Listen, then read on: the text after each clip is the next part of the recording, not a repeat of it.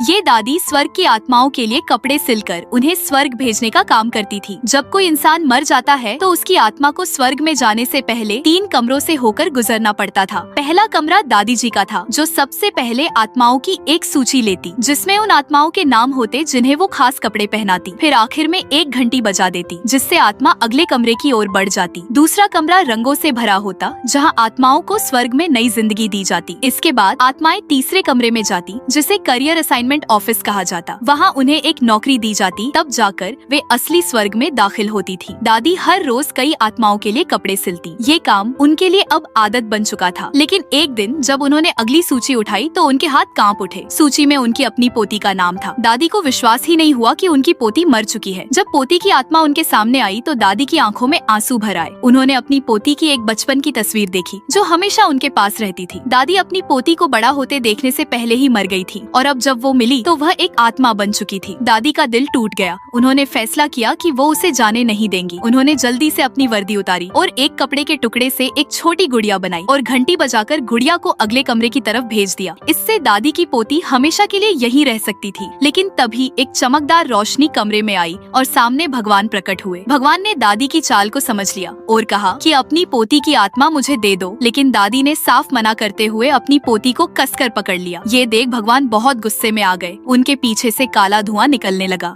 कमरे की दीवारें हिलने लगी और अचानक भगवान ने दादी को इंसानों की दुनिया में एक चौराहे पर भेज दिया। वहाँ एक एम्बुलेंस की आवाज गूंज रही थी और वहीं सड़क पर एक लड़की बेहोश पड़ी थी, जो दादी जी की पोती थी। लोग इकट्ठा हो गए थे। तभी पता चला कि लड़की एक कुत्ते को बचाने की कोशिश में खुद घायल हो गई। तभी कुत्ता लड़की के नीचे से रेंगता हुआ बाहर आया और उसे जगाने की कोशिश करने लगा। वहीं जब भगवान ने भी ये सब देखा तो लड़की का बलिदान देखकर उनका दिल भर आया। उन्होंने फैसला किया कि इस बच्ची को एक और मौका दिया जाएगा। उन्होंने गुड़िया को उसकी जगह वापस रख दिया और लड़की की आत्मा को आजाद कर दिया। फिर अचानक लड़की फिर से जिंदा हो गई।